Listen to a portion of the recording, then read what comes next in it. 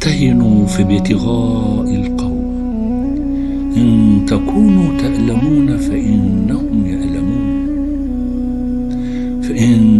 يألمون كما تألمون، وترجون من الله ما لا يرجون، وكان الله عليما حكيما.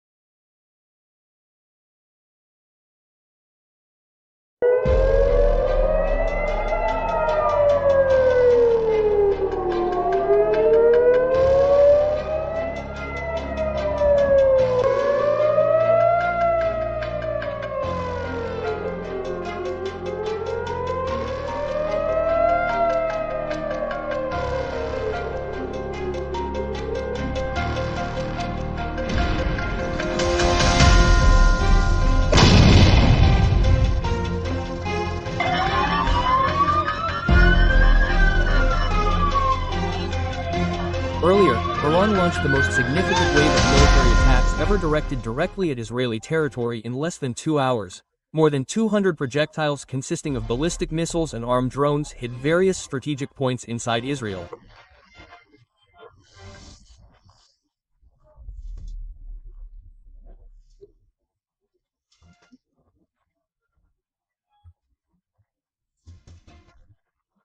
This is not an empty threat, not just a diplomatic bluff and not a proxy attack.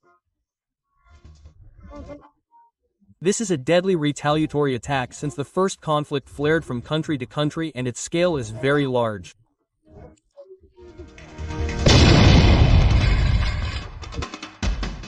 The attack began at exactly 2240 local time. Warning sirens sounded in Tel Aviv, Haifa, Ramat Gan to Ashdod. The Israeli radar system recorded the launch of more than 120 ballistic missiles and about 70 combat drones from Iranian territory in the direction of the Caspian Sea. All were launched almost simultaneously. Not randomly, but in a coordinated formation. Within minutes, flashes of interceptor missiles filled the sky. Defense systems such as Iron Dome, David's Sling, and Arrow 3 were immediately activated. However, the wave of attacks was too big. Some missiles escaped and reached their targets. Haifa experienced a large explosion in the port area when one of the missiles hit a fuel storage tank. At Ramat David Air Base, 3 explosions caused serious damage to hangars and logistics lines. Even in Tel Aviv, 2 missiles managed to penetrate and cause structural damage to residential areas.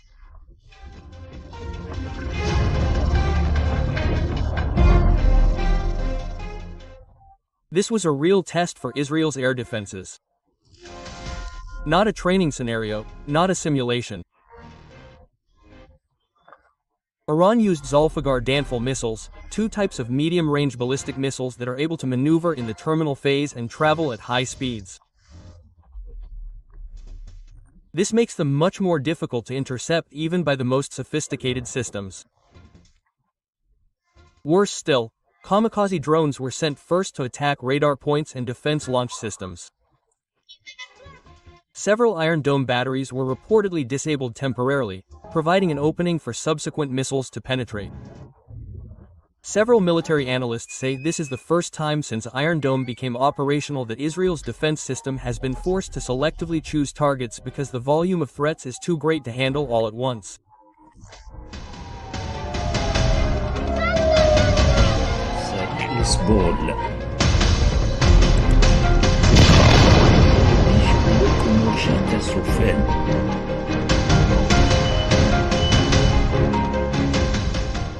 Last night's attack was not just a spontaneous retaliation. This attack shows a significant increase in Iran's military strategy. Some analysts say what Iran did this time reflects a pattern of gradual but planned escalation. The targets targeted are not just symbolic, but vital points that can paralyze Israel's military and logistics operations. Iran uses a combination of medium-range ballistic missiles with modern navigation systems and maneuverability in the terminal phase. Some of the identified types include Fate 110, Zulfiqar, and Dashful. Missiles that have proven to have high accuracy and hypersonic speed when approaching targets. The use of drones is also not arbitrary. Some drones were sent in the initial wave as a concentration breaker for the defense system. The targets were radars, missile launchers, and tactical command centers. This explains why systems like Iron Dome and David Sling were overwhelmed. They even had to selectively choose which projectiles to prevent first.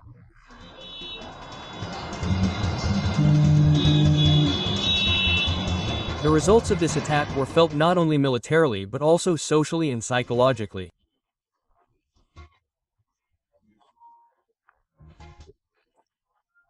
Several military facilities were seriously damaged, including the Ramat David Air Base, which is known to be one of the key points of Israeli air operations.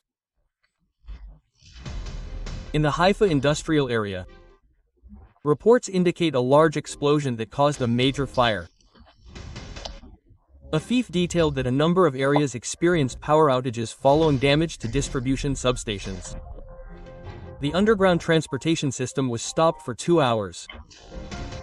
This is a direct impact of missiles that escaped interception and exploded in sensitive areas. Civilians were also greatly affected. Preliminary data indicate that at least 11 people were killed and more than 150 injured. Some of them are in critical condition. The main hospitals in Tel Aviv, Haifa, and Ashkelon were working on an emergency status throughout the night.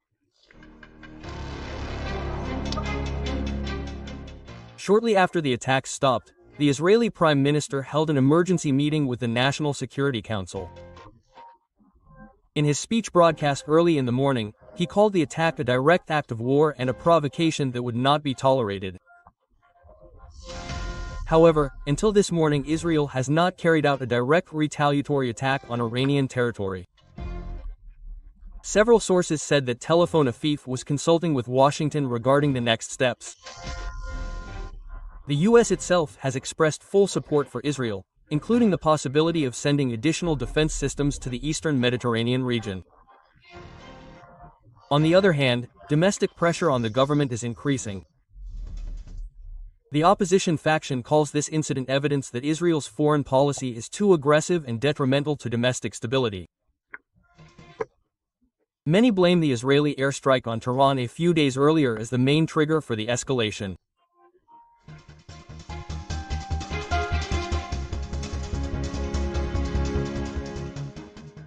Meanwhile, the regional area is starting to move. Hezbollah in Lebanon has increased its alert status. Pro-Iranian militias in Syria and Iraq are reported to have begun consolidating their forces. In Yemen, the Houthi group issued a statement of support for Iran and stated that it was ready to open a new front in the Red Sea if the conflict continues. Saudi Arabia and the United Arab Emirates, although not openly taking sides, called for de-escalation and encouraged a diplomatic solution. However, pressure on them is also increasing, especially from domestic opposition groups who consider that the silence of Arab countries when Iran was attacked actually worsened regional tensions. Turkey and Qatar are pushing for emergency peace talks. Meanwhile, Russia and China have called for a meeting at the UN Security Council, but so far there has been no concrete decision that can prevent this conflict from developing further.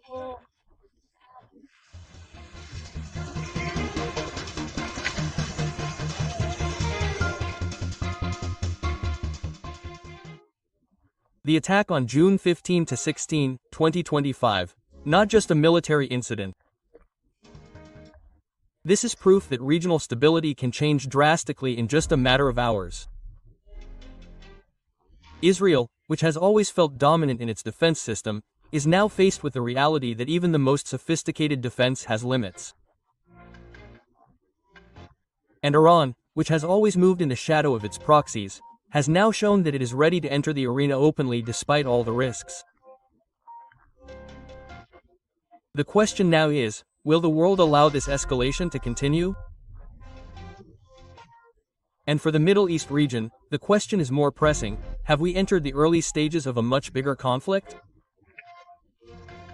Thank you for watching. We will continue to follow the latest developments in this conflict with a factual and critical approach. Please leave a comment, share your thoughts, and don't forget to subscribe for the latest analysis updates.